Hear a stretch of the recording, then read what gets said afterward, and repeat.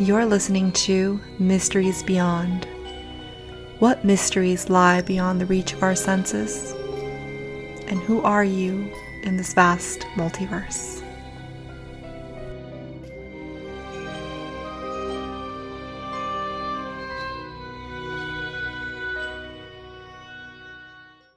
Welcome to the very first episode of Mysteries Beyond.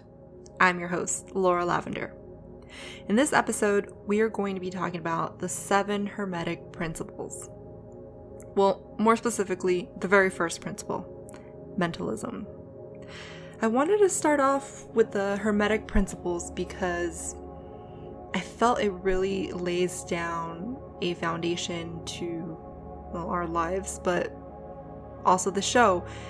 I kind of wanted to start with the basics and just kind of take it from there.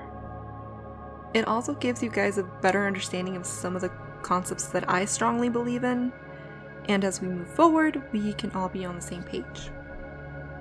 Okay, so what are the 7 Hermetic Principles? Well, in simpler terms, it's just the 7 natural laws of the universe. FYI, there is a book called The Kybalion by 3 Initiates. If you're wondering where I'm getting all this info from, it's from that book. Okay, so in the times of ancient Egypt, it is said that there existed a man named Hermes Trismegistus. Side note, Trismegistus means thrice great. So he was known by the ancients as the Great, and or the Master of Masters. He was the founder of the Hermetic Principles, and he was also referred to as the Scribe of the Gods. He apparently lived for about 300 years, and then after he died, the Egyptians deified him and made him one of their gods. And he became the Egyptian god Thoth. So Thoth was the god of writing, magic, wisdom, and the moon. And so years later, flash forward to 1908, the Kybalion book was written. And that's where we get that famous quote, "The lips of wisdom are closed, except to the ears of understanding." Okay, so that was just a little bit of background info. But now, coming back to that first principle, the principle of mentalism, right?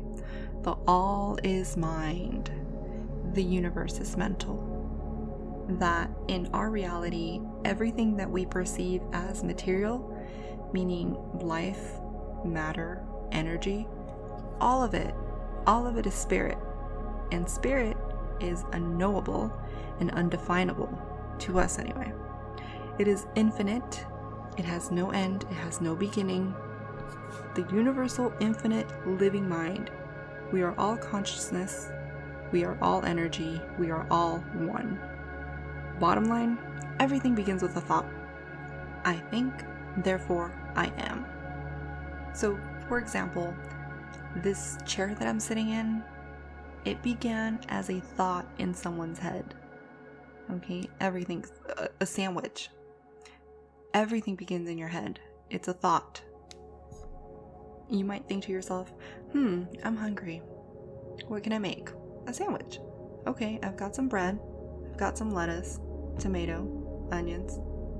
I've got all the ingredients that I need to make this sandwich. So you go into the kitchen and you create it. See, it started as a thought and now you've materialized it. That's why it's so important to know this principle, because your thoughts literally create your reality. It is crucial that we realize this and that we learn to become more aware of our thoughts. And I strongly believe meditation can most certainly help out with this. You know that quote, whether you believe you can or cannot do something, either way you're right? Yeah, that's because you are the creator. Here's another example that I hear people say a lot, and it has to do with money. So, say you get paid, and then, life happens, so you have to pay bills, And for the sake of this example, you're left with $50 for the whole week. And then a friend later on comes and asks you, hey, you want to go for lunch? And you think, I don't have enough money. So you tell them, no, I don't get paid till next week. I'm actually broke. Well, technically you're not, because you still have money. The amount doesn't really matter. But your thoughts create your reality. And if you say that every time, well, you soon will be. So we must change our mindset to affirm the reality that we want. We must change the thought energy. Your thoughts attract the things in your life. That's why I strongly believe that we create our own heaven and hell right here on this earth. We have to take responsibility of our thoughts. There would be no outer world without the thought. And I know it's easier said than done to simply say, oh, just become aware of your thoughts. Especially if you've got any form of anxiety. Because if you've ever experienced anxiety, you might know all too well that a million thoughts can come racing across your mind in a matter of seconds. For example, when I was little and I used to be in the car with my parents, my dad would be driving, my mom would be in the passenger seat, my brother and I in the back. And out of the blue, a random thought would pop into my head saying, what if we crashed?